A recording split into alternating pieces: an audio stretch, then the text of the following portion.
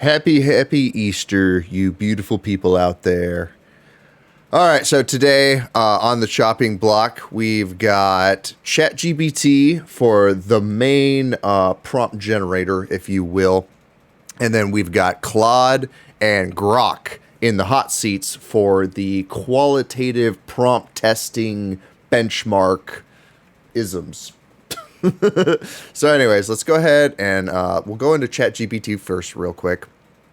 And so when I first prompted it for 3 challenging prompts that can be used to compare how well LLMs, do a wide range of tasks, it literally wanted me to prompt them to like vibe code like a Discord app.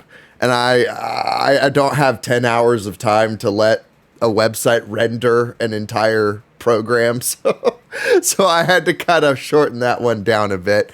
I was like, I need like smaller prompts here. We need something bite-sized to work with. So what we got was a quick logic trap, a simple quant plus interpretation test, and then also a ambiguity and assumptions test as well.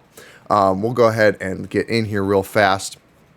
So we've got the first 1 and 2 and 3 right here. Actually, you can see on Grok. It looks like Claude was pretty concise and quick about answering them as well. We'll just kind of line them up here. So the first prompt was, a statement says that if it is raining, then the ground is wet.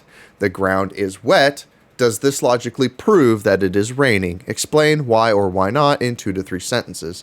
And basically, you can kind of see that they both immediately arrived at the same conclusion. I actually, personally speaking, like Grok's response a little better because he actually, it went into, the whole if P then Q logical, constructs and actual like academic breakdown, if you will, of logic and logic reasoning, right? Which I have a personal affinity towards, right?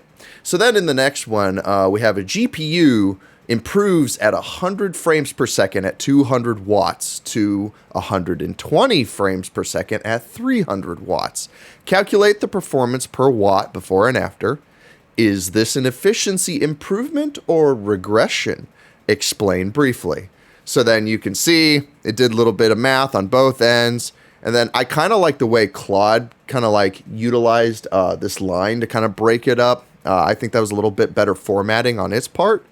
And then you can see they both kind of figured out we're looking at efficiency regression here. So they both were pretty much on the mark there. Nothing really else to kind of blab about, in my opinion, there. And then in the third one, the final one, a server responds slowly after a software update.